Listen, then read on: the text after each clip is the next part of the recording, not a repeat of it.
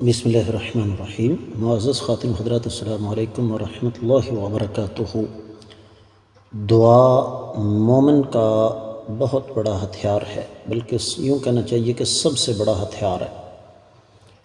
یہی وجہ ہے کہ رب کائنات نے قرآن مجید میں ہمیں جگہ جگہ یہ بتایا کہ اہل ایمان اللہ تعالیٰ سے دعا کرتے ہیں۔ آج کا ہمارا سبق اسی موضوع پر ہے کہ اہل ایمان کی دو عظیم دعائیں۔ معمول کے مطابق سب سے پہلے آیت مبارکہ کی تلاوت کرتے ہیں۔ اعوذ باللہ السمیع العلیم من الشیطان الرجیم۔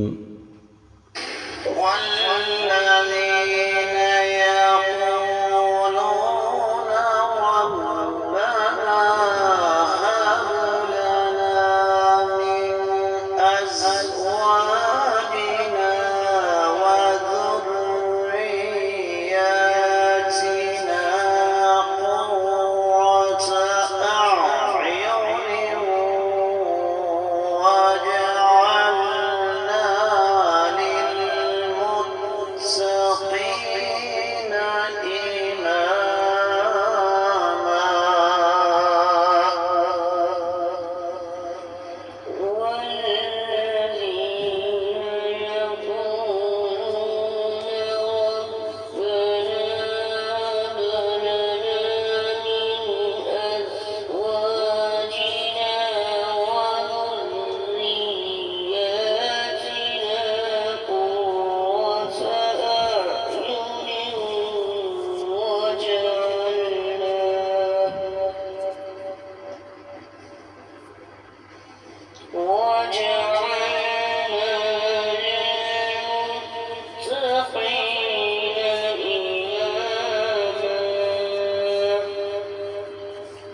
معزز خاتم حضرات، رب کائنات کی پاکیزہ کتاب قرآن مجید پارہ ہے 19واں۔ سورہ مبارکہ کا نام الفرقان، اور اس سورہ مبارکہ کی آیت مبارکہ ہے 74ویں، جو ہم نے کل شروع کی، لیکن وقت کی قلت کے باعث تفسیر ابن کثیر تک محدود رہے۔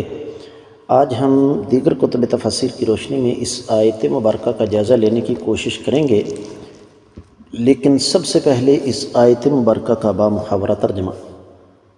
رب کائنات اپنے خاص نیک اور مومن بندوں کی صفات بیان کرتے ہوئے ارشاد فرماتے ہیں کہ مومن بندے یہ دعا کرتے رہتے ہیں کہ اے ہمارے پروردگار، ہمیں ہماری بیویوں سے اور ہماری اولاد سے آنکھوں کی ٹھنڈک عطا فرما اور ہمیں پرہیزگاروں کا پیشوا بنا دے۔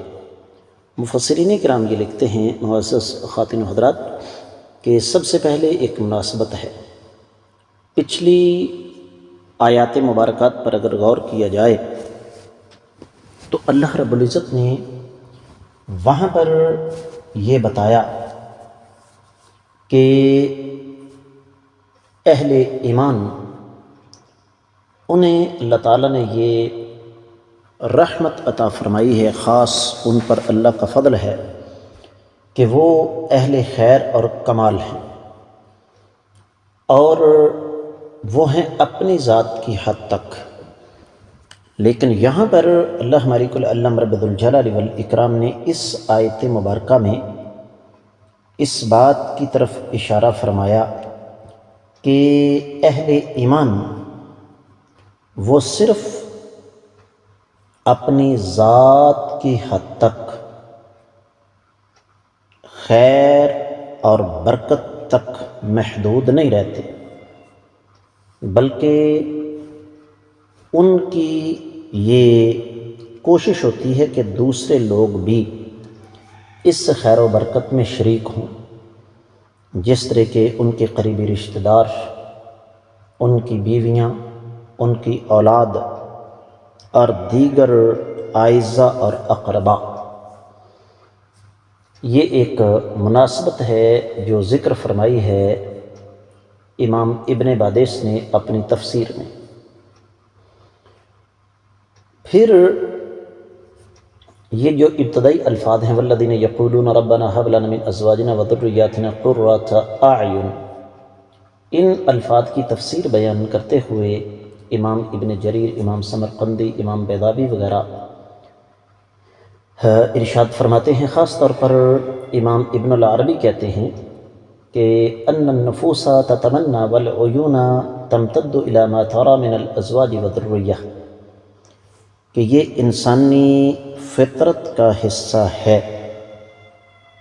کہ انسان کے دل کے اندر خواہش ہوتی ہے، اس کی آنکھیں یہ دیکھنا چاہتی ہیں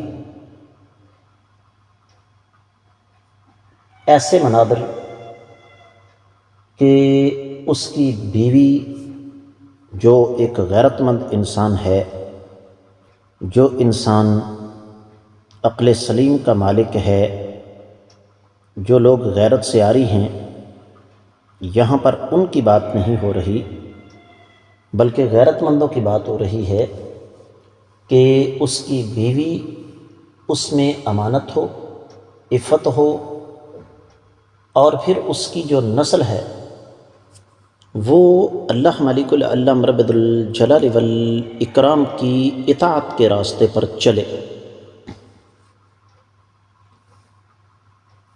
پھر اس انداز سے جب اس کی زندگی کا سلسلہ چلے گا تو فطری طور پر انسان کو سکون میسر آئے گا۔ یہ احکام القرآن کی عبارت کا خلاصہ میں آپ کی خدمت میں رکھ رہا ہوں۔ پھر اسی طریقے سے تفسیر سمانی اور تفسیر قرطبی وغیرہ میں اور امام رازی وغیرہ نے لکھا ہے کہ بڑی قیمتی بات انہوں نے یہاں بیان فرمائی ہے۔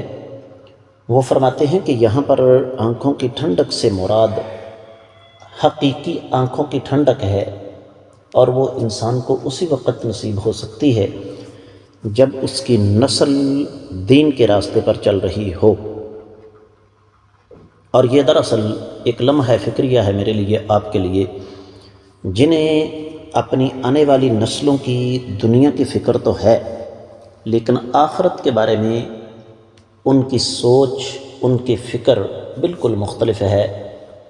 آخرت کے بارے میں ان کو ذرا برابر بھی خیال نہیں ہے کہ ہماری نسل جو ہے وہ کس راستے پر چل رہی ہے۔ تو اہل علم یہ فرماتے ہیں کہ یہ بہت اہم نکتہ ہے جس پر ہم سب کو غور و فکر کرنا چاہیے، بلکہ فوری طور پر یہ دیکھنا چاہیے کہ ہماری آنے والی نسل جو ہے وہ کس راستے پر چل رہی ہے۔ اس بات کی طرف ہم دوبارہ پلٹیں گے، لیکن اگلی بات ذرا پہلے کر لیں۔ اس بارے میں امام ابن جریر، امام قرطبی، امام ابن القیم وغیرہ نے بڑی تفصیل سے بات لکھی ہے کہ وجعلنا للمتقین اماما، اس کا معنی یہ ہے کہ وجعلنا قدوۃ للذین یمتثلون اوامرک ویجتنبون نواہیک فیقتدون بنا فی الخیر۔ الہ العالمین ہمیں لوگوں کے لیے نمونہ بنا دے کہ لوگ ہمیں آپ کی اطاعت کا نمونہ سمجھیں، اور لوگ ہمیں آپ نے جن چیزوں سے منع کیا ہے ان سے رکے ہوئے سمجھیں، اور پھر نیکی کے کاموں میں ہماری اقتدا کریں۔ ماضی قریب کی ایک عظیم ہستی صاحب و تیسیر الکریم الرحمن شیخ سعدی فرماتے ہیں کہ وجعلنا للمتقین اماما کا معنی یہ ہے کہ لوگ دین میں ہماری اقتدا کریں، خیر اور بھلائی کے معاملے میں ہمیں اپنا پیشوا سمجھ کر، اپنا رہنما سمجھ کر ہماری اتباع اور پیروی کریں۔ اور یہی وجہ ہے کہ امام مجاہد بن جبر رحمہ اللہ کا قول نقل فرمایا ہے امام ابن القیم رحمہ اللہ نے، بڑی قیمتی بات ہے۔ وہ فرماتے ہیں لا یکون الرجل اماما للمتقین حتی یأتم بالمتقین، کہ انسان متقین کا امام تب تک نہیں بن سکتا جب تک بذات خود وہ تقوی کے راستے پر نہ چلے، اللہ تعالیٰ کے راستے پر نہ چلے۔ معزز خواتین حضرات، بات کو آگے بڑھاتے ہیں۔ اہل علم یہ فرماتے ہیں کہ اس آیت مبارکہ سے ایک اور چیز بھی ہمارے سامنے آتی ہے، اور وہ یہ کہ اس میں کوئی شبہ نہیں کہ انسان کو آخرت کی فکر کرنی چاہیے، لیکن یہ آیت مبارکہ بتا رہی ہے کہ دنیا میں جو رب کائنات نے نعمتیں عطا فرمائی ہیں، انسان اس سے محروم نہ رہے، بلکہ ان نعمتوں کا اللہ تعالیٰ سے سوال کرے، تاکہ ان نعمتوں کے ساتھ وہ اپنی عاقبت اور اپنی آخرت جو ہے وہ بہتر بنا سکے۔ اور یہاں سے ایک اور چیز کا بھی پتہ چلتا ہے، اور وہ یہ کہ انسان کو ہمیشہ اپنی بیوی کے انتخاب میں بہت غور و فکر کرنا چاہیے، سوچ سمجھ کر فیصلہ کرنا چاہیے، کیونکہ بیوی سے ہی انسان کی نسل آگے چلے گی۔ تو الفاظ قرآن کے دیکھیے، ربنا ہب لنا من ازواجنا و ذریاتنا قرۃ اعین۔ تو ازواج، بیویوں کا تذکرہ رب کائنات نے اسی وجہ سے پہلے فرمایا کہ بیوی اگر نیک ہوگی تو اگلا مرحلہ جو ہے وہ اللہ تعالیٰ خود بخود آسان فرما دیں گے، کیونکہ بچوں کی تربیت اصل میں سب سے زیادہ ماں ہی کرتی ہے۔ اور جب نیک بیوی بچوں کی تربیت نیک کرے گی تو فطری طور پر انسان کی آنکھیں جو ہے وہ ٹھنڈی ہوں گی۔ اور امام محمد بن کعب نے ارشاد فرمایا، لیس شیء اقر لعین المؤمن من ان یرا زوجتہ و اولادہ یطیعون اللہ۔ بڑی قیمتی بات ہے کہ ایک سچے مومن کی علامت یہ ہے کہ اس کے لیے سب سے بڑی آنکھوں کی ٹھنڈک یہی ہے، اس سے بڑھ کر آنکھوں کی ٹھنڈک نہیں ہو سکتی کہ وہ اپنی بیوی اور اپنے بچوں کو اللہ تعالیٰ کی اطاعت کے راستے پر چلتا ہوا دیکھے۔ ہمارا تو معاملہ ہی بالکل الٹ ہے نا۔ ہم اپنے بچوں کو نہ صرف یہ کہ دین کی طرف لاتے نہیں، بلکہ جو بچے دین کی طرف آئیں ہم ان کی راہ میں بھی رکاوٹیں کھڑی کرتے ہیں۔ میرے پاس بچیوں کے سوالات آتے ہیں، بلکہ بچیوں کو چھوڑیے، پرانی بات ہے، میں نام نہیں یہاں کسی کا لیتا۔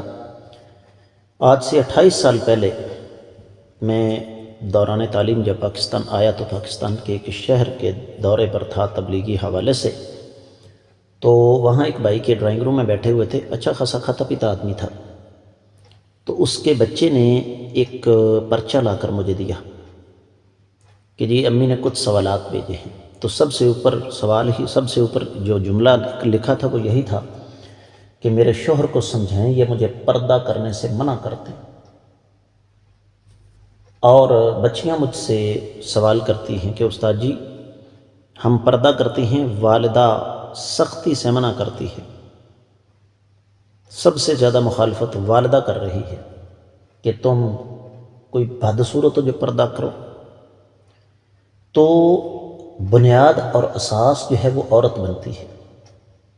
تو یہی وجہ ہے کہ یہ آیت مبارکہ ہمیں اس بات کا پہلا سبق یہی دیتی ہے، خاص طور پر جو نوجوان غیر شادی شدہ ہیں وہ اللہ تعالیٰ سے مستقل طور پر یہ دعا کریں، ربنا ہب لنا من ازواجنا و ذریاتنا قرۃ اعین۔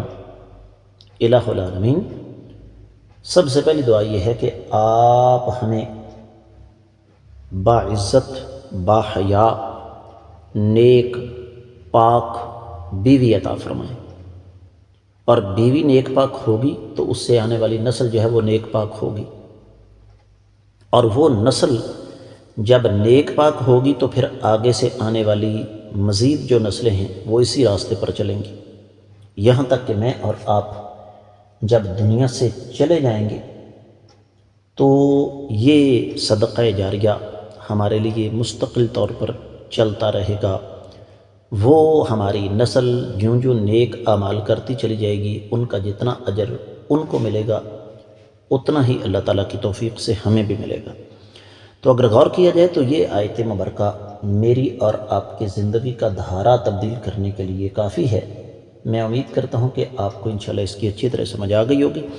اس کے ساتھ ہی آج کے سبق سے اجازت دیجیے۔ السلام علیکم ورحمۃ اللہ وبرکاتہ۔